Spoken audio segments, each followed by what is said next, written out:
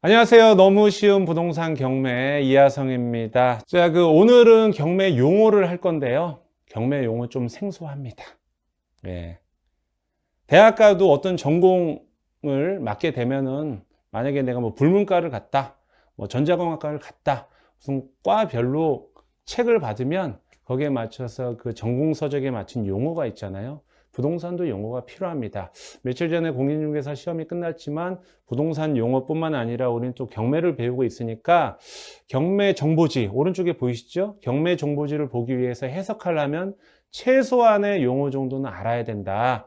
민사집행법에 의해서 경매 용어 상당히 많아요. 많은데 그걸 어느 세월에 다 해드릴 수는 없고 우리가 경매 물건 해석하는 데 있어서 문제가 되지 않는 범위 내에서 알려드리겠습니다. 갈 길이 바쁘기 때문에 우리의 목적은 부동산 재테크 경매를 통해서 수익을 창출하는 게 목적이지 공부를 하는 게 목적은 아닙니다. 이상하네. 수강 신청했는데 저도 이상해요.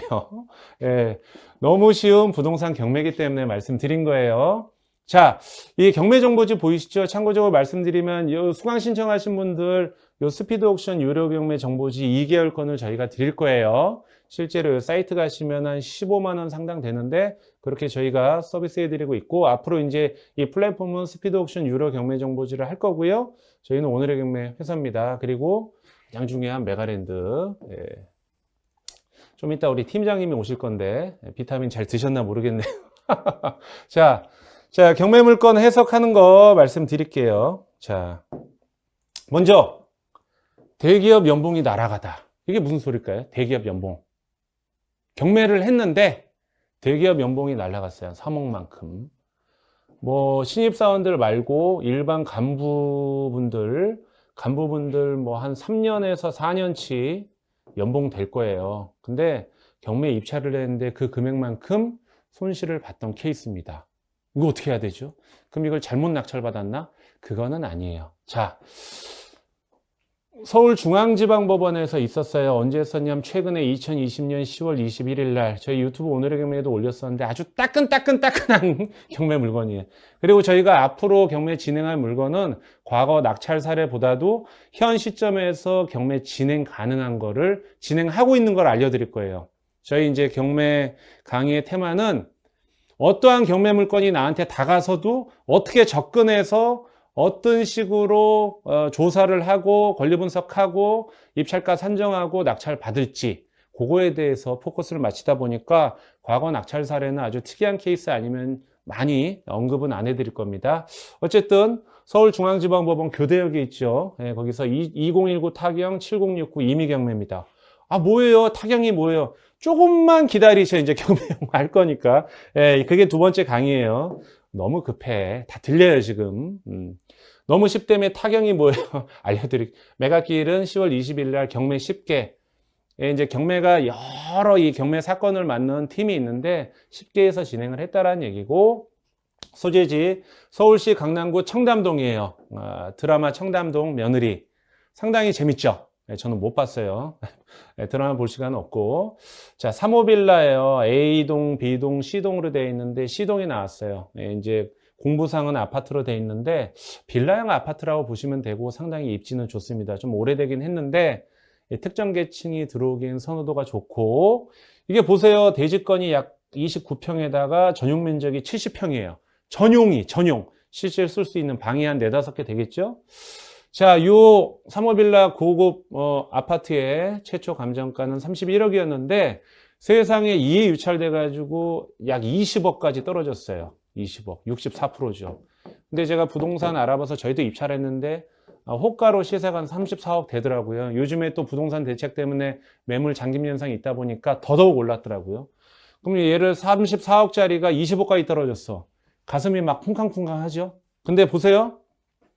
신건이 약 31억이었는데 올해 7월 22일 날 24억 9,920만 원에 경매가 진행됐었어요. 24억에 약 25억에. 근데 어떻게 됐어요? 유찰됐잖아요. 한 명도 안 들어왔다는 소리예요. 근데 보세요. 요번에 10월 21일 날 26명이 들어왔네. 약 25억대. 감정가가 얼마야? 31억대 한 번 유찰돼서 20% 저감됐을 때 한 명도 안 들어왔어요. 안 들어왔는데 요번에 10월 21일 날 19억대 26명이 들어왔죠. 저희도 들어갔습니다. 네, 들어갔는데 얼마에 됐느냐? 28억에 됐어. 1등이. 2등도 20 얼마야? 27억 3천에 됐어요. 27억 3천. 전차수가 25억인데 이때 한 명도 안 들어왔는데 요번에 28억을 썼어요. 3억만큼 더 썼어. 밑에 있는 분도 2억 한 7천만큼 더 썼고요. 그 밑에 계신 분들도 전차수 24억 9,900을 넘겼겠죠. 그럼 차라리 7월 22일 날 요때 최저가 24억 9,900은 조금 양심이 없고 또 나 같은 인간이 들어올 수 있으니까 뭐 25억 2천만 썼어도 지금처럼 최근에 28억 쓴 것보다는 훨씬 낫잖아요. 약 3억 정도는 더 세이브할 수 있잖아요. 자, 그럼 보세요. 아까 제가 뭐라고 말씀드렸어? 호가가 34억. 아, 오케이. 호가고 뭐 그냥 금매라고 생각해. 아주 금매. 30억이라고 생각해요. 근데 이분은 지금 액면가 28억 썼어요. 이 고가 주택을. 요즘 같은 보릿고기에 대출도 안 나오고 죽겠는데. 그럼 뭔가 메리트가 있어야 되는데 28억이란 말이에요. 근데 저번에 차라리 25억을 썼으면 25억. 자, 25억을 썼으면 30억짜리 25억이면 5억에 대한 나름 시세 차익이 있기 때문에 이 고가 주택에 대한 뭔가 그 대출 해제는 15억 이상은 대출이 안 나오거든요. 거기에 대한 반대급부를 충분히 누릴 수 있었는데 금매가 30억이라 했을 때 28억이면 2억에밖에 차익이 안 생기는 거죠. 예. 야, 30억 금매를 30억짜리인데 20억이면 상당히 큰 거 아니냐라고 생각할 수 있는데 이 물건 같은 경우는 앞서 말씀드린 대로 평수가 약 70평이고 상당히 대형 평수고요. 특정 계층만 또 취득하실 수 있고 매각 사례가 별로 없어요. 그러다 보니까 조금 환가성이 떨어지고 앞서 말씀드린 대로 아파트 15억 이상 서울 투기과열지구는 대출이 한 푼도 안 나오는 핸디캡이 있는데도 불구하고 좀 아쉬웠던 케이스입니다. 그래서 제가 말씀드리고 싶은 건 뭐냐면은 여기 써있네. 경매는 타이밍이다. 자, 7월 22일인데 왜 안 들어왔을까요? 더 떨어지길 바래서? 자, 7월 22일 하면 생각나는 거 뭐 없어요? 7월 22일 공인중개사 공부하신 분들 뭐 생각나는 거? 7월 22일 아하, 역시 정답이 나왔어. 네, 저기 LA에서 나왔어요. 710 대책, 710 대책. 710 대책이 생겼죠. 710 대책 생기고 부동산 규제 대책 생기고 나와서 심지어 위축이 딱 되다 보니까 그때 경매 물건도 안 보이고 부동산 투자하고 싶은 생각이 없었는데 7월 20일 날 경매가 진행됐네. 그때 이제 바람 타고 아무도 안 움직였는데 오히려 부동산 대책이 있고 나서 매물 잠김 현상 때문에 공급 제한으로 인해서 아파트 가격이 더 폭등하다 보니까 이때서야 다시 또 액션을 취한 거지. 28억에. 그러니까 경매는 타이밍이에요. 저번 1강에서 말씀드렸죠.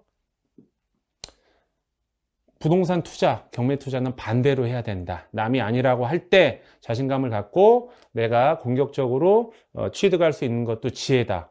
사실 경매 타이밍 맞춰서 들어가는 게 특수 물건하고는 상관없잖아요. 내가 공부를 엄청 많이 하고 어려운 물건을 막 공부하고 명도를 어렵게 하고 유치권을 깨고 대항력인 걸 빼고 해서 3억을 버는 것보다 그때 이때 쏙 들어갔으면 3억 벌었어요. 이게 만약에 진짜 시세가 34억이라고 하면 액면가가 얼마야? 8억 차이가 나는 거거든요.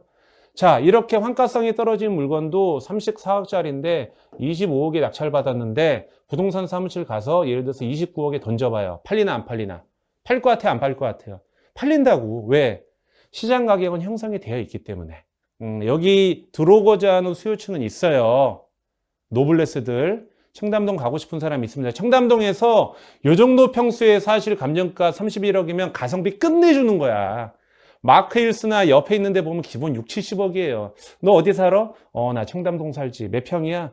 70평인데 뭐 분양 평수로 뭐 80몇 평. 와, 벌써 머릿속에 60억이 왔다 갔다 해. 근데 난 어디에 살아? 다 25억에. 가성비 좋거든요.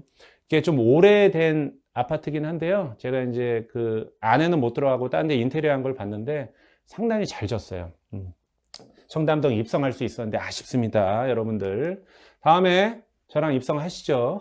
저는 근데 청담동보다 딴 데를 좋아해요. 자, 그래서 본론입니다. 요번 2강은 10분 만에 습득하는 경매 용어예요. 용어 좀 어려울 수 있어요. 텍스트 나오니까 머리 아프죠. 최대한 글씨 크게 했어요. 글씨 크게. 이거를 다 읽어들으면 머리 아파요. 저번에 1교시에 말씀드렸죠. 경매란 무엇이냐? 돈 빌려주세요. 담보 갖고 와. 네. 잘 갚아? 오케이. 돈 빌려주세요. 담보 갖고 와. 안 갚아? 경매. 예, 좀 너무 이제 비약적으로 말씀드렸는데 경매는 두 가지가 있어요. 저번에 일간에 말씀드렸죠. 임의경매하고 강제경매. 임의는 뭐고 강제는 뭐냐? 우리 입찰하는 사람은 임의경매든 강제경매든 아무런 상관없어요. 경매는 경매예요. 근데 경매를 신청하는 채권자 입장에서 중요합니다. 그리고 또 강제경매 같은 경우가 취하될 확률이 높아요. 자, 뭐라고 막 써있죠? 결론만 말씀드릴게요. 임의경매는 내가 돈을 빌리는 기관이 은행입니다. 뭐 은행 아니어도 근저당 설정할 수 있는데 대표적으로 은행입니다. 은행에서 돈을 빌렸습니다. 담보를 제공하고. 강제경매는 누구한테 빌렸느냐? 개인한테 빌렸다 라고 그냥 편하게 생각하시면 됩니다. 이렇게 편하게 생각하시면 됩니다. 은행은 어떻게 합니까?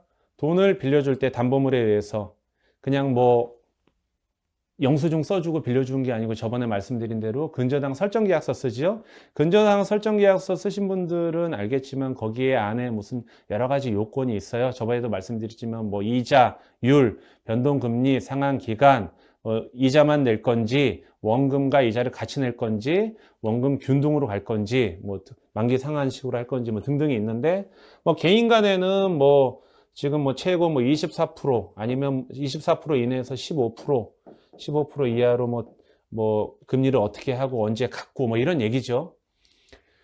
자, 이제 보시면 임의경매 간단하게 말씀드리면 자, 읽어드릴게요. A가 B에게 돈을 빌렸는데 본인의 부동산을 담보로 잡혔어요. A가 돈을 갚지 못하면 B가 열받죠. 네. 그래서 B는 A에게 빌려준 돈을 안전하게 확보하기 위해서 담보권, 근저당 설정을 대부분 합니다. A가 B에게 지금까지 빌린 돈을 갚지 못하면 B가 A에게 담보권을 원인으로, 근저당 설정했잖아요. 담보권을 원인으로 경매 신청을 해서 법원에 경매 신청해서 채권을 회수하는 방법이 임의경매입니다. 등기부에 기재가 되지요. 을구에. 통상적으로 금융기관에서 근저당 설정 계약서 하고요. 개인도 근저당 설정 계약할 수 있습니다. 특별히 경매 신청할 때 뭔가 원인 서류라든가 판결문을 갖지 않고 바로 경매 신청할 수 있는 게 임의경매입니다. 그렇기 때문에 은행에서 근저당 설정 계약서에서 진행을 하고 있고요. 아주 간소합니다. 경매는 이제 뭐 실질적 경매라고 해서 우리가 아는 경매, 그 다음에 환가를 위한 형식적 경매, 뭐 유치권의 형식 경매나 공유물 분할을 위한 형식적 경매 두 가지가 있다라는 거고요. 간소하게 경매 신청을 할 수 있다. 여러분들이 혹시 누구한테 돈을 빌려주실 때는 저기 가지 마세요. 공증사무실 가지 마시고 근저당 설정 계약서를 반드시 쓰시고 등기부에 기재하세요. 등기부에 기재할 때는 법무사 분을 통해서 을구에 기재하는 게 가장 안전합니다. 여차하면 경매되면 됩니다. 자, 표현이 좀 그랬나? 예, 좀 그러네. 예. 강제경매. B가 A에게 돈을 빌려줬는데 담보 없이 빌려주는 경우도 있잖아요. 요즘에는 뭐 돈 빌려줄 때 담보를 다 통해서 빌려주지만은 보통 개인 간 채권에서 일어나는데 뭐 A가 B한테 돈 빌렸는데 약속한 기한까지 B에게 채무 변제를 하지 않으면은 B는 여기 있잖아요. 뚜껑이 열리잖아요. 뚜껑이 열리면 열린 뚜껑을 닫아야 될 거 아니에요. 그래서 이거 돈 받을 방법이 없어. 가서 뭐라고 해도 안 돼. 요즘엔 채권 출심도 밤 9시 못 하거든요. 그러니까 변호사나 법무사 사무실 갔더니 그럼 경매를 넣어라. 경매를 어떻게 내요? 너 그 사람 돈 빌려줄 때 뭐 원인 서류 있었을 거 아니야. 뭐 차용증이라든가. 그럼 그걸 가지고 경매 소송을 해서 판결을 받으면 그 판결문을 원인으로 해서 집행을 하면 된다. 경매를 통해서 채권을 회수하면 된다라는 얘기입니다. 그래서 집행권원에는 집행력이 있는 판결 전문, 대부분 판결문이죠. 뭐 민사 조정조서, 확정된 지급명령 갖고 합니다. 자, 여러분들 보세요. 여러분들이 돈 빌려줄 때 임의경매가 나을까요? 강제경매가 나을까요? 채권 회수하려면. 어떤 게 나을까요? 대부분 차용증 써주잖아요, 개인 간에는.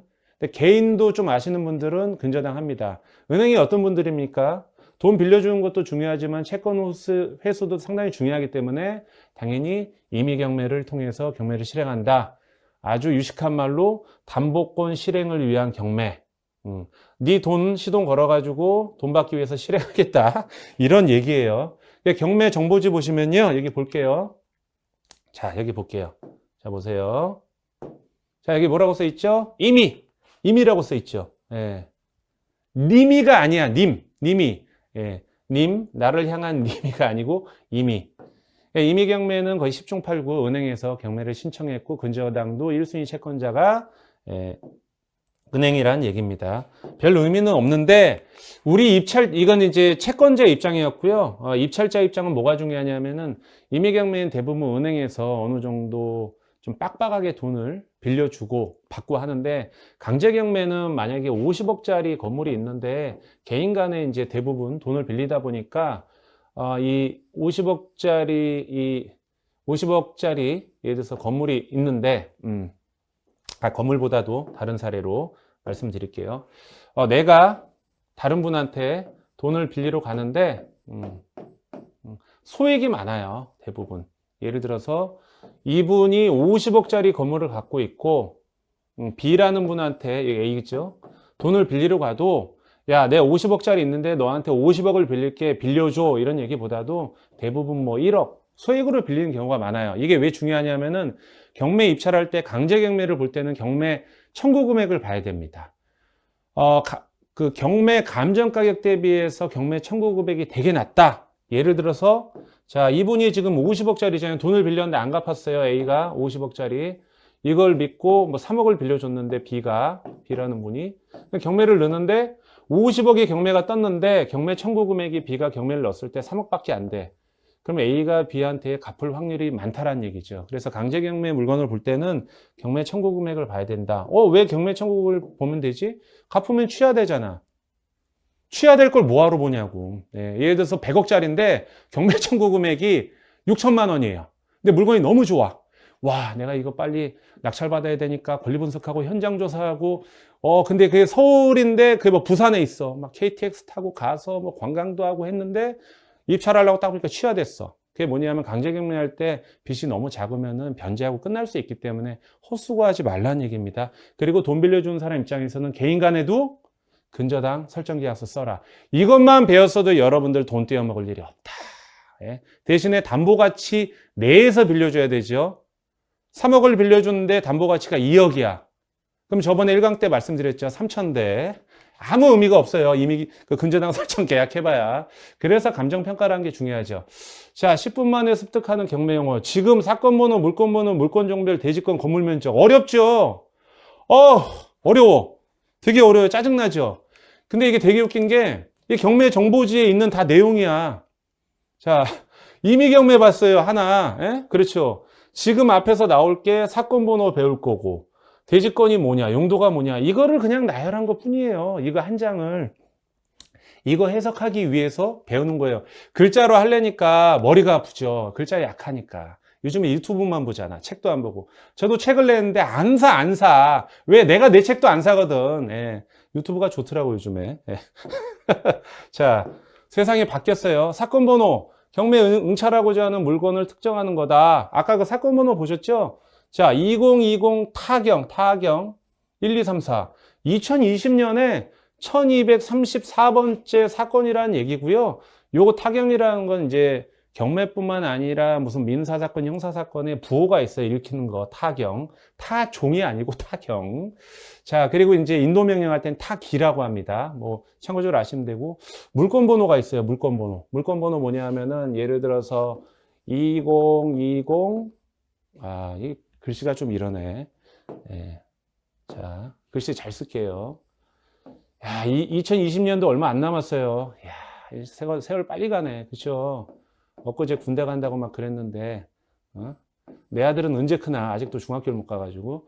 2020 타경 1, 2, 3, 4인데, 가끔 보면은 물건 번호가 뒤에 1, 2, 3, 4 밑에, 대부분 1번인데, 뭐 2번인 경우도 있고, 3번인 경우도 있고, 뭐 한두 끝도 없이 나오는 경우도 있어요. 이게 뭐냐면은, 제가 예를 들어서 돈을 아까 차용을 하러 갔는데, 내가 담보물 제공하고, 저 5억이 필요해요. 은행에 갔어요. 항상 은행이 나오죠. 은행.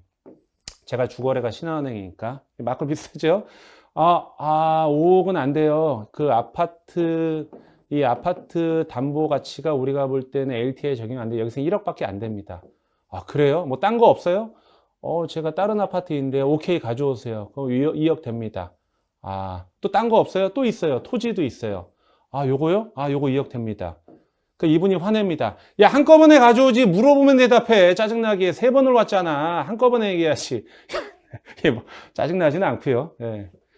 이 분이 어떤 돈을 빌리기 위해서 은행이든 개인한테 돈을 빌릴 때 담보 가치가 모자랄 때는 이 돈을 빌리는 기관에서 이게 1번으로 빌려줬고 2번으로 빌려줬고 3번으로 빌려줬을 때 경매를 진행할 때 채권 회수를 해야 되는데 5억이라는 돈을 받기 위해서 아파트에서는 1억의 가치밖에 안 되니까 여기도 경매 신청하고 여기도 경매를 신청했을 때 번호가 한도 끝도 없이 나와요. 이분이 뭐 여러 개, 10개의 담보를 했다. 10번까지 되죠. 근데 이제 무조건 10번이 되는 게 아니고 10번의 물건을 담보로 했는데 이 경매 신청권자가 한 5번까지만 신청을 해도 5번까지만 신청해도 변제가 된다 하면은 그 중에서 3, 4개 정도만 해요. 뭐 변제가 다 되는데 예상 낙찰가가 있는데 굳이 다 공동담보로 걸진 않거든요. 그래서 중요한 건 뭐냐면 입찰을 하실 때 나중에 이제 경매 입찰표 쓰는 법 알려드리겠지만은 2020 타경 1, 2, 3, 4 나왔을 때 경매 물건 번호가 2번인 경우가 있어요. 2번을 써야 되는데 3번 쓰신 분이 있어.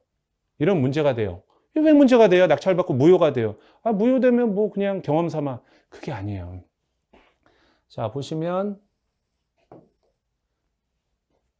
낙찰이 돼버리는 경우가 있어. 낙찰이 안 되면 상관없대. 예를 들어서 내가 2번을 들어가야 되는데 2번 물건이 낙찰 예상가가 5억이에요. 그 물건 중에 3번은 낙찰 예상가가 2억이에요. 이건 빌라. 지방에 있는 빌라고 이건 아파트예요. 그러니까 시세가 한 5억 5천이니까 5억을 썼어요. 40명이 들어왔어. 제가 낙찰이 됐어요. 5억을 써서. 근데 2등이 1억 6천을 썼어. 이상하다. 5억짜리를 4억 5천 썼는데 왜 사람들이 엄청 들어왔는데 1억 6천을 썼지? 저는 빌라에 입찰을 한 거예요. 3번 물건에. 3번 물건에. 낙찰됐으니까 낙찰대금 내라고 하잖아요. 만약에 입찰 보증금이 만약에 10%니까 2천이다. 그럼 2천만 원은 이제 떡 싸먹는 거죠. 잔금을 못 내니까. 법원에서는 잔금을 못 냈다고 이 돈을 돌려주지 않아요. 법원에서 이거를 취하는 것도 아니고 배당자에 쌓여가지고 채권자한테 주고 채권자 배당 다 해주고 남으면 이제 소유자한테 가. 그렇게 되는 케이스. 물건 번호 상당히 중요합니다. 물건 번호 쓰는 날은 기일 입찰표, 대봉투, 매수 신청 보증금 봉투 쓰는 게 많으니까 조심하셔야 돼요. 이거 물건 헷갈리면은 머리 아픕니다, 진짜. 그래서 제가 말씀드렸고, 공동담보라는 게 있고, 이제 참고적으로 공동담보는 물건이 1번부터 6번까지 진행되면은 공동담보 물건은 좀 조심해야 되는 게 내가 2번을 낙찰받았는데, 1번을 낙찰받았는데, 예를 들어서 1번을 낙찰받았는데, 2번부터 6번까지 경매가 진행 중일 거 아니에요. 이게 다 낙찰이 돼야지 배당기일이 잡혀요. 배당기일이 잡혀야 1번에 내가 낙찰받았는데 안에 계신 임차인이 배당을 받아야 되는 분이 있어요. 배당 안 받는 사람은 상관없는데. 근데 배당기일이 잡혀야지 법원에서 배당금 받고 나가잖아요.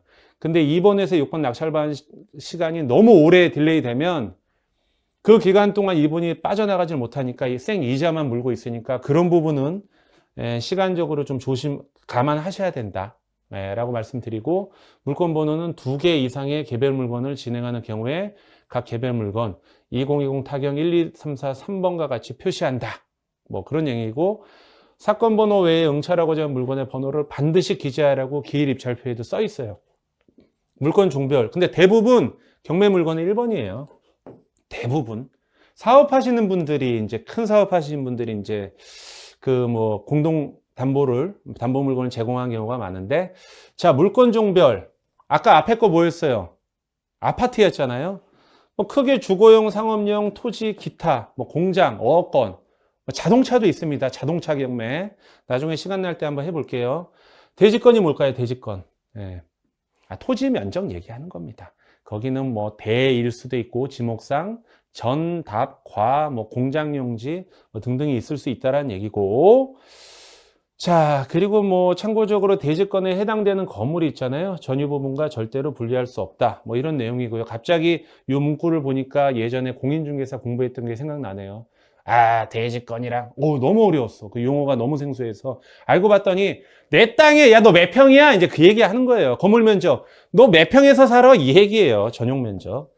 분양 평수가 아니고요. 통상 건축물에 기재되는 전용 면적. 자, 대지권의 기준이 되는 건 토지 이용 계획 확인원. 건축물 면적의 기준이 되는 건 건축물 대장. 소유권과 소유권 외의 기준이 되는 건 뭘까요? 집문서, 등기사항증명서, 등기부 등본입니다. 중요하죠. 나중에 다 강의 때 말씀드릴 거예요. 벌써부터 졸고 계세요? 지금 아까 경매 정보지에 있는 거 얘기하고 있어요. 이 정도도 안 되면 안 돼. 아무리 실전 경매여도 좀 하셔야지. 자, 매각 물건, 매각하는 물건의 종류를 말하죠. 예를 들어서 토지 및 건물, 일괄 매각. 아니, 부동산을 내가 주택을 낙찰받는데 그럼 토지하고 건물하고 같이 낙찰받지 따로 받아요? 그런 경우도 있습니다. 토지하고 건물이 있는데 예를 들어서 땅 위에 토지 위에 건물이 있잖아요. 토지만 경매에 나오는 경우도 있어요. 건물만 나오는 경우도 있어요. 그건 나중에 알려드릴게요. 그래서 대부분은 토지 및 건물 일괄 매각인데 좀 이따 요 용어 듣고 경매 정보지 보면 아 별거 아니네 느끼실 수 있어요. 매각기일이 뭐예요? 매각기일. 말이 참 어렵죠. 야, 너 경매 입찰한 날 언제야? 10월 말. 그 얘기 하는 거예요. 매각. 옛날에 입찰기일이라고 그랬는데 두 글자 딱 바꾸니까 왠지 어려워져. 하나도 안 어려워요. 경매법원이 부동산에 대해서 경매를 실행한 날로 입찰 시각, 입찰 장소, 매각기일, 입찰기일을 14일 전에 공고한다. 일간신문에 이게 공고하게 돼 있거든요. 신문을 안 보는데 공고하더라고요. 예. 제시의 건물이 뭐냐? 건축물 대장 아시죠? 아까 토지하고 건물이라고 그랬는데 건물에는 건축물 대장상에 건물이 등재되어 있는데 그 이외에 건축물 대장상에 등재되지 않은 물건이 건물이 있을 수 있어요. 어떤 경우냐 하면은 이렇게 집이 있는데 보통 이제 뭐 단독주택 같은 경우 문이 있어요. 문이 있고 이렇게 집이 있고 뭐 또 별채가 있고 여기 이제 정원이 있고 여기 뭐 정원 앞에 또 골프 배운다고 스크린 골프 하는데 더럽게 못 쳐. 차를 딱 끌고 오죠. 벤츠 20만 킬로 뛴 거 딱 끌고 들어와.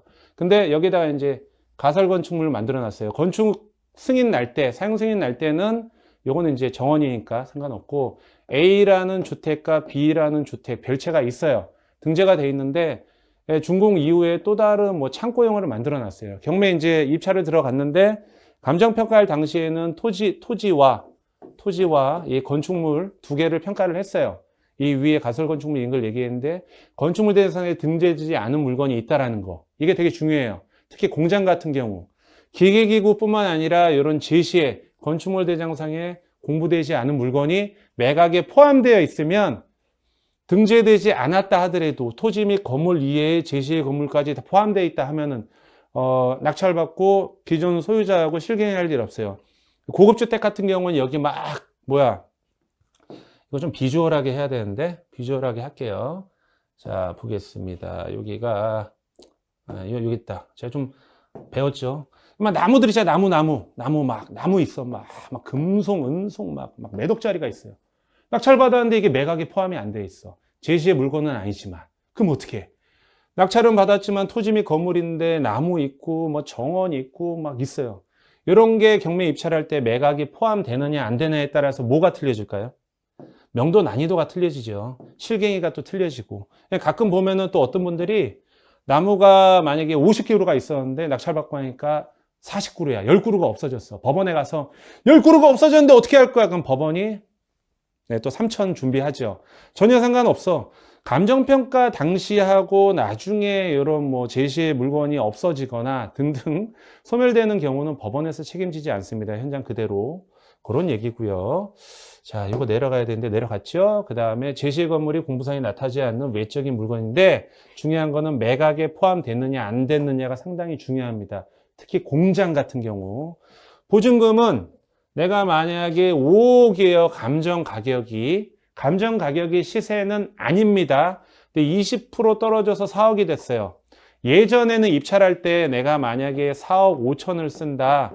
그러면은 입찰 가격 4억 5천에 쓰는 10% 4,500만 원을 입찰 보증금을 준비했는데요. 예전에 민사집행법 이후로는 지금은 그렇게 안 하고요. 통일됐습니다.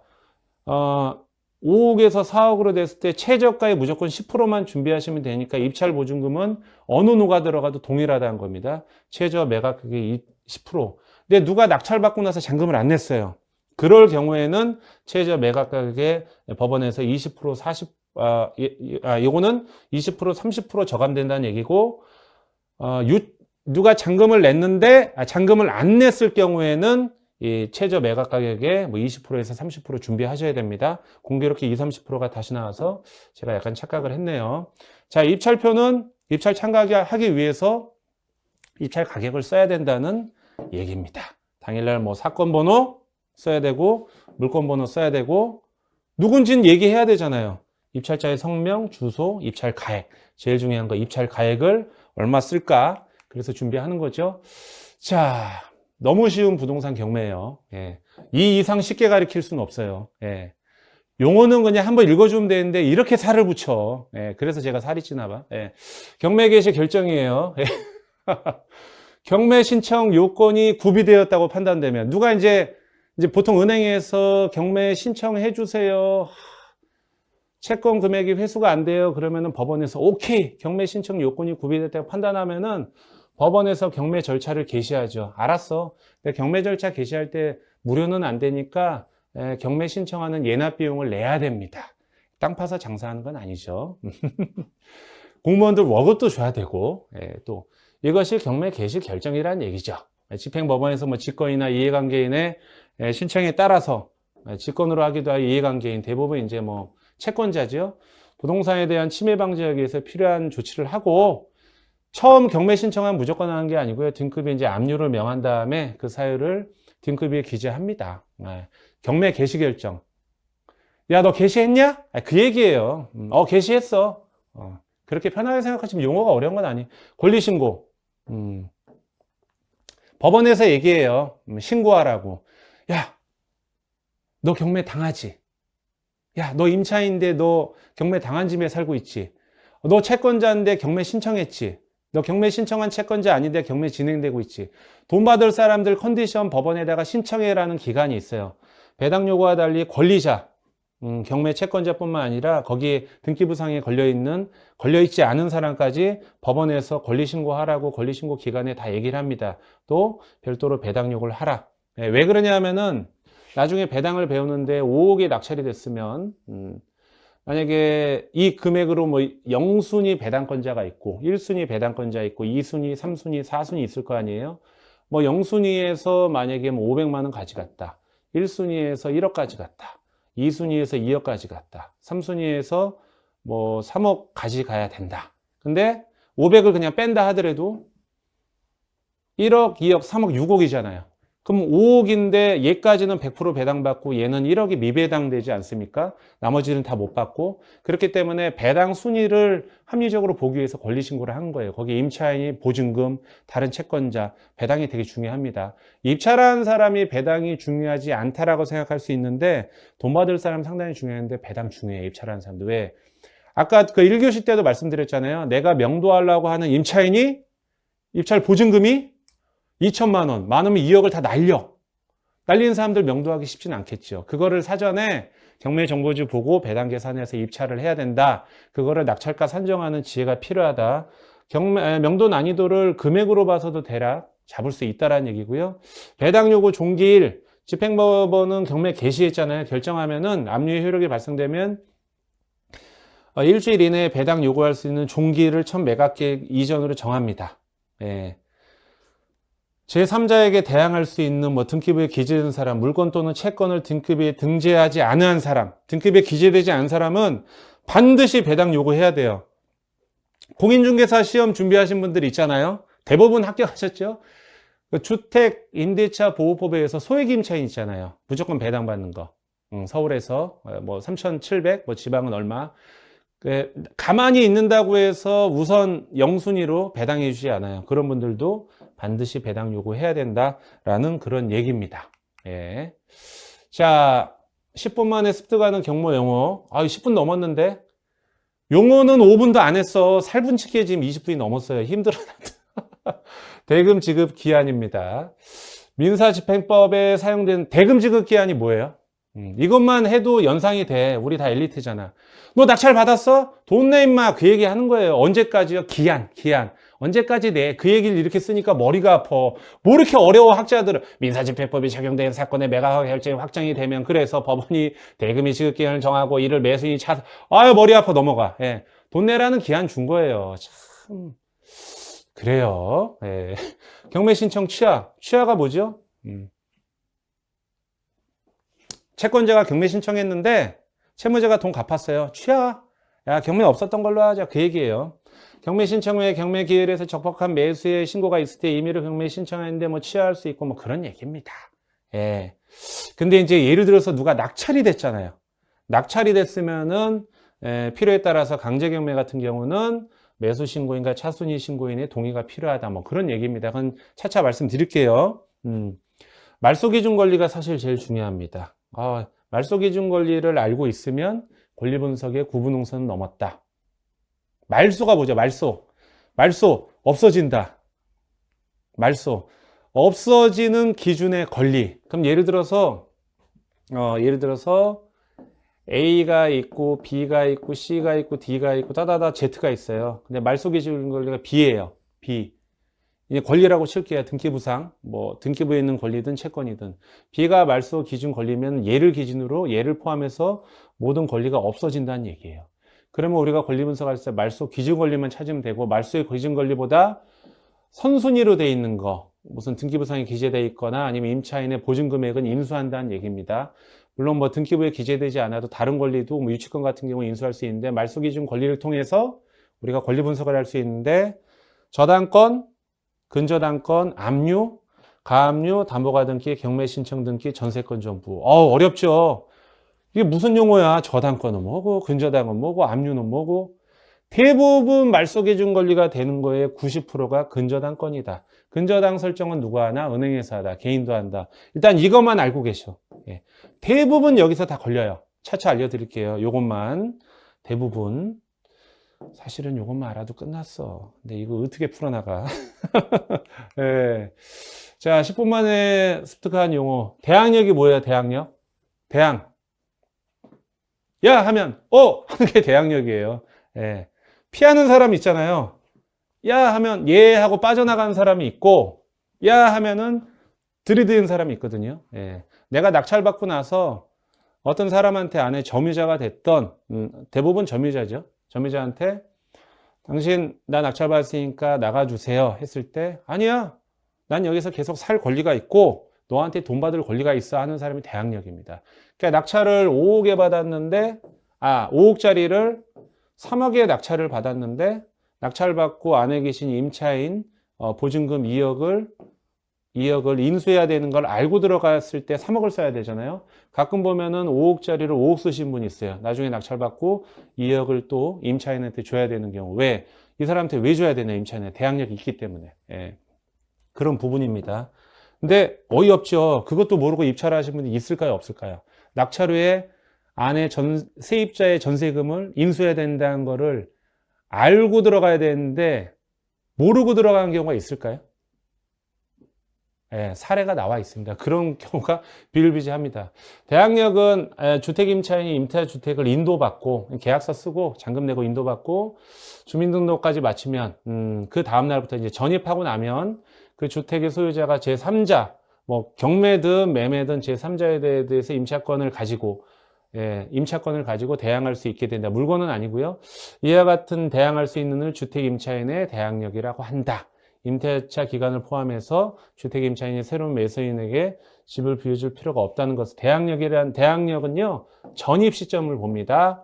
그 다음에 배당 순서는 확정일자를 봅니다. 그래서 주민센터 가시면 전입신고 하시면서 계약서에서 확정일자 반드시 받으셔야 되고, 대항력은 전입이니까 전입을 빨리 하셔야 돼요. 우리 젊으신 분들, 나 보증금 1,000만 원밖에 안 되는데 전입하셔야 돼요. 나 보증금 3억인데 빨리 하셔야 돼요. 무조건 하셔야 돼요. 전입을 해야 대항력이 발생합니다. 어디 가세요? 주민센터 가시면 됩니다. 옛날로 따지면 동사무소 가시면 됩니다. 명도는 뭐예요? 안에 계신 분 안녕히 계세요. 나가세요. 왜 안 나가? 나가! 명도라니. 명도는 경매법원에서 자주 쓰이는 말로 주거인을 태거시키는 거. 주거인뿐만 아니라 모두 태거하는 조치죠. 대부분 협의로 한다. 협의가 안 되면 뭘로 하냐? 강제 집행하는 거죠. 어쩔 수 없죠. 네, 협의가 좋아요. 네. 부동산 인도명령은 뭘까요? 인도명령. 부동산 인도하라는 명령을 법원에서 명령하는 겁니다. 야, 낙찰자 바뀌었는데 너 협상이 안 된다며. 그래서 낙찰자가 지금 잔금 내고 매수인이 됐는데 잔금 낼 때 인도명령 신청할 수 있거든요. 법원에 신청했어. 너 나가라고. 그래서 내가 판사인데 명령할 거야. 너 인도 명령. 안 되면은 강제 집행한다. 내가 하는 게 아니고 또 지금 새로운 소유자가 강제 집행 신청하면 너 쫓겨나니까 인도 명령. 이 인도 명령 제도가 민사집행법이 2002년 7월에 생겨서 명도 소송을 통하지 않고 인도 명령을 통해서 강제 집행이 빨리 이루어질 수 있기 때문에 1강 때 말씀드린 대로 대중화되어 있습니다. 자, 이렇게 써 있죠. 매수인은 낙찰대금 전액을 납부한 잔금을 내야 돼요. 채무자에 대해서 직접 자기에게 낙찰 부동산 인도할 것 요구할 수 있다. 하지만 채무자가 이제 뭐 안 나간다고 그러면은 대금을 납부한 후에 인도 명령은 대금 납부하고 반드시 6개월 내에 해야 돼요.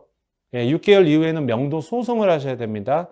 그래서 6개월 내에 이제 집행법원에 신청을 하면은 낙찰인에게 인도하는 것을 명령하는 거라고 말씀드릴 수 있고 6개월이라는 거를 반드시 아셔야 됩니다. 6개월. 예, 가끔 보면은 넘어가는 경우 있어요. 자, 용어 어때요? 용어 어때요? 머리 아파요? 예, 머리가 막 아파? 예, 근데 우리는 달려가야 됩니다. 예, 돈 버는 게 쉬운 건 아니에요. 우리 방송 보시는 어머님들, 아이를 낳을 때 생각해 보세요. 군대 갔다 오신 분들, 예? 그 갈굼당할 때를 생각해 보세요. 회사에서 지금 스트레스 엄청 받고 집에 가도 애들 빽빽 울고 있지, 와이프가 도끼눈을 쳐다보고 있지, 처가댁에서 보고 있지. 아주 스트레스 이만저만 아니잖아요. 근데 이 정도는 넘어가셔야죠. 예, 그거 다 이겨내신 분이 이거 어렵다고 하시면 안 돼요. 우리 달려가야 됩니다. 자, 금방 끝나요. 10분 만에 습득하는 경매용어. 우리는 너무 쉽다. 예, 진짜. 예. 점유이전 가처분이 뭘까요? 용어 속에 답이 다 있어요. 점유하는 사람이 이전을 하려고 해요. 이전 못하게 가처분 해놓는 거예요. 뭐냐면 A를 상대로, A라는 사람이에요. 제가 갔어요. 뚜벅뚜벅. 저는 B 낙찰자 돼 있는데, 자, 제가 낙찰 받았으니까 좀 퇴거해 주세요 했더니 안 해요 해서, 아, 그래? 그럼 강제 집행을 신청을 하려고, 아까 인도 명령을 하고 강제 집행 신청을 하는데, 이 사람이, 나 A인데 C를 갖다 놔요. C가 사러. 그래서 이제 강제 집행하려고 우리가 법원에 호소를 해가지고 집행을 하려고 집행관님이 요 집에 갔는데 A가 아니고 C가 있어. 그럼 집행 불능이 나옵니다. 왜? A를 상대로 인도 명령을 했고 강제 집행을 했는데 다른 사람이 거주하고 있으면 처음부터 다시 시작해야 돼요. 강제 집행 절차를. 그 얼마나 열받아요. 열불 터지죠. 그런 경우가 많지는 않은데 간혹 있습니다. 그래서 그 안에 있는 점유자를 변경하지 못하기 위해서 강제 집행 대상자를 확정시키기 위해서 점유이전 가처분을 하는데, 이런 경우는 강제 집행하러 가는데 A가 없고 C가 있건 D가 있건 Z가 있건 트럼프가 있건 상관없어요. 무조건 드러낼 수 있습니다. 점유이전 가처분. 대선 어떻게 됐을까 모르겠네. 난 클린턴이 떨어질지 몰랐어. 또 남의 얘기긴 한데, 네, 그렇습니다. 예. 자, 그렇고요. 차순위 매수 신고인. 이게 뭘까요? 사실 여기에 답이 다 있어요. 낙찰자, 최고가 매수 신고인. 옛날에 그 차석 그러죠? 소석 말고 차석. 2등한 사람 얘기하는 거야, 2등. 2등한 사람은 차순위 매수 신고인. 최고가 매수인 신고인, 보증금을 공제한, 근데 이제 차순위 매수 신고인이 되려면은 어떻게 되냐면, 낙찰이 딱 되잖아요. 낙찰 딱 되고 나면 그 법대 앞에 입찰하신 분들 다 오라고 그러거든요, 집행관이. 그럼 낙찰 받은 사람이 낙찰됐고, 차순위권에 들어가는 금액 안에 있으면은 차순위 매수 신고하실 분 손 들어보세요 하거든요. 그때 손 들면은 차순위 매수 신고인이 되는 거고, 아니면은 그 사건 바로 종결합니다. 근데 이제 요건이 있어요. 이 최고가 매수 신고인, 낙찰자가 쓴 입찰 가액에서 보증금을 공제한 액수보다 높아야 돼요. 1, 2등 가격 차이가 너무 많이 나면은 차순위 요건이 안 됩니다. 그렇게 돼서 이제 차순위 신고를 할 수 있어요. 근데 차순위 신고를 하고 나면 뭐가 문제냐면은 낙찰자가 잔금 내는 시기 있잖아요. 45일 안에. 그때까지는 보증금을 반환받지 못해요. 차순위 신고하고 집에 갔는데, 안 되겠어. 저 사람 잔금 낼 것 같아 해서 저 주소에 했더니 법원에서 안 돼. 저 사람이 잔금 낼 때까지 기다려. 그리고 만약에 그 사람이 잔금 못 내면 네가 차순위니까 너 바로 그냥 돈만 내면 돼. 웨이팅하고 있는 사람이 차순위입니다. 그런 얘기입니다. 근데 대부분 차순위는 안 하는 게 나아요. 특히 입찰자 수가 많으면 잔금 낼 확률이 높죠. 근데 간혹 낙찰 받은 사람이 뭐 대출이 안 되거나 자금이 막혀서 차순위를 넘어온 경우는 있는데 쉽지는 않습니다. 예. 내 돈이 45일 동안 묶여 있으니까 문제가 되죠.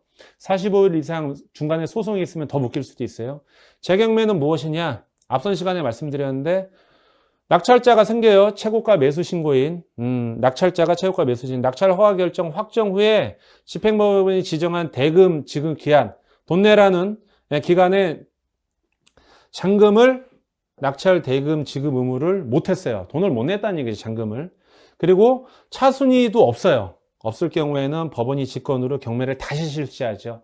예, 다시 한다는 얘기입니다. 누가 낙찰받았는데 잔금 안 내면 다시 돌아가서 경매를 한다는 거고, 이런 경매 들어갈 때는 이분이 보증금 10% 내잖아요. 10%가 법원에 배당 재단에 쌓인다고 그랬죠. 이런 경매 들어갈 때는 우리 입찰자가 최저 입찰가의 10%가 아니고 앞서 말씀드린 대로 20%에서 30% 준비하면 된다. 어렵게 생각하지 말고 경매 정보지 보면은 요번 차수 입찰 보증금 얼마 준비하라고 한글로 아라비아 숫자 써 있어. 그거 보고 준비하시면 돼요. 아무 생각 없어도 돼요. 아무 생각 없이 경매하시는 분들 많아요. 아무 생각 없이 돈 버시는 분들도 많고. 가끔 사고가 나니까 이 시간이 중요한 겁니다. 거의 다 끝나가요. 예. 지분 경매 얘기 들어보셨어요? 지분? 야, 뭐 내가 네 회사에 투자하려고 하는데 지분이 어떻게 되냐? 내 지분 얼마 줄 거야? 똑같은 얘기예요. 예, 부동산 통상 1인이 소유하잖아요. 근데 이제 아버지가 돌아가시고 자식들이 있으면 상속이 될 수 있잖아요. 자식이 독수리 오용제다. 5분의 1씩 넘어갈 거 아닙니까? 예, 보통 이제 뭐 상속에 대한 지분도 있지만은 애초에 부동산 취득할 때 부부 공동명의로 취득했을 때 2분의 1씩 받는 경우가 있는데, 여러분 이제 부동산 공동소유라고 하고, 공동소유에서 공유자 목을 지분이라고 합니다. 근데 어떤 경우가 있냐면은 아파트가 있어요. 예. 50층 1호. 저는 높은 층을 좋아합니다. 근데 남편이 있고, 예, 남편이 있죠. 그 다음에 우리 이제 부인분이 있어요. 부인분은 치마를 입어야겠네. 머리도 좀 이렇게 하고. 근데 이제 뭐 이제 절세, 재산세, 뭐 절세 좀 양도세 절세하려고 2분의 1씩 지분으로 했는데 아파트예요. 예. 층은 50층인데 가격은 5천만 원밖에 안 해. 예. 자, 이분이 이제 그 2분의 1이니까 2분의 1을 기인으로 해가지고 은행에다가 대출을 받을 수 있어요. 지분만큼. 부인 몫은 깨끗하죠. 근데 이게 경매에 나온 거예요. 그래서 지분 경매로 나와. 이런 경우 애매하죠. 그럼 어떻게 하지? 아파트에는 문이 하나인데 내가 2분의 1 받으면, 그럼 지분이니까 이렇게 하면 되겠다. 이런 분들이 있어. 이렇게 문이 있는데 여기 현관문이잖아. 이렇게 돼 있는데 거실이 이렇게 있고 방이 있으니까 이 안방 쪽은 내가 2분의 1을 하고, 여기 화장실이랑 별로 안 좋은 이쪽은 이 여자분한테, 원래 주인한테 하라고 하지. 이건 안 돼요. 지분은 특정되어 있지 않습니다.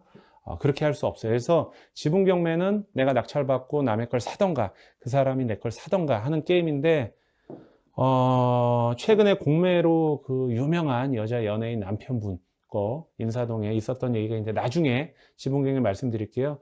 우선 매수권은 뭐냐? 이 지분 경매랑 일맥상통합니다. 뭐냐 하면은 만약에 50억짜리 건물이 있는데 상속을 받았어요. 아까 말씀드린 대로 독수리 오형제가 받았는데 큰형이 좀 잘못돼가지고 자기 지분만큼 경매가 진행됐어요.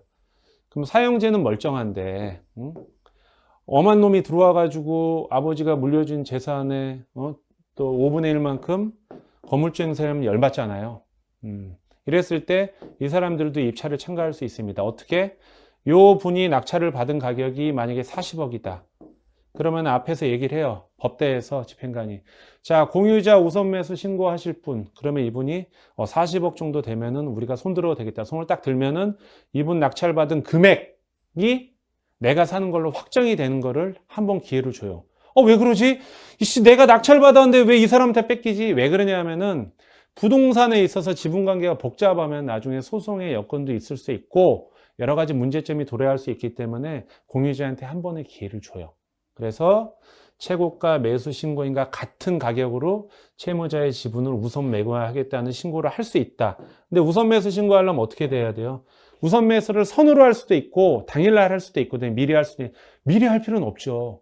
만약에 50억짜리인데 누군가가 낙찰을 60억에 낙찰받았어. 그럼 더 해피할 수도 있잖아요. 갑자기 돈을 버니까. 근데 이제 만약에 어떤 사람이 30억까지 떨어져서 이거를 취득했어. 억울하잖아요. 그때 하면 되잖아요. 굳이 당일날. 그러니까 입찰할 때마다 가셔야 돼요. 근데 가끔 보면은 공유자 우선매수 신고 안 하고 흘러가는 경우도 있습니다. 그런 큰 맥락이고, 위반 건축물은 뭘까요?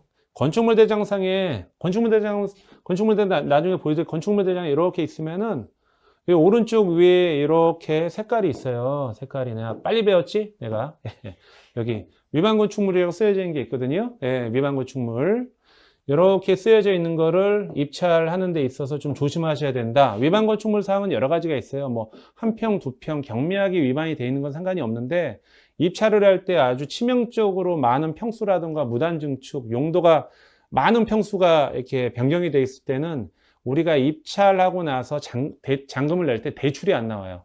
그러한 경우 때문에 위반 건축물 중요시해야 되고, 경락잔금 대출의 제한이 있고 또 이행강제금이 나오고 원상복구 의무가 있으니까 그런 내용입니다. 거의 다 끝났나요? 네, 끝나갑니다. 자, 임차권 등기 뭐예요? 임차인이 왜 등기를 하죠? 전세보증금이나 월세 반전세 임대차 기간이 끝났는데 돈을 안 빼주는 거야, 돈을. 나는 서울에서 살다가 원래 본집 부산으로 가야 되는데 서울에 취직을 했는데 잘렸어. 그래서 내려가야 되는데 돈도 안 빼주네. 아, 정말 내 인생 왜 이래? 근데 안 빼줘. 근데 부산에 가야 돼요. 잘렸는데 또 저기 어떻게 배를 타게 됐어. 좋게. 그래서 임차권 등기가 종료되는데 보증금 반환을 못 받으면 임차인이 주구장창 돈 받을 때까지 점유할 수는 없잖아요. 그러니까 임대인한테 동의 얻는 게 아니고 임차주택 또는 임차건물의 소재지 관할법원에 임차권 등기명령 제도를 통해서 등기를 하고 가는 거예요. 그럼 대항력이 유지가 돼요. 차후에라도 내 이후에 누가 들어와도 상관없어요. 그 순위 유지를 하기 때문에 임차권 등기를 해야 된다는 거고. 왜? 대항력 앞서 말씀드렸죠. 대항력은 뭐라고 그랬어요? 전입이 요건이라고 그랬죠. 전입을 빼면은 대항력이 소멸돼요. 내가 1순위였는데 5순위가 되면 어떻게 경매당하면 열받잖아요. 그래서 임차권 등기를 해서 대항력을 유지하기 위해서 임차권 등기합니다.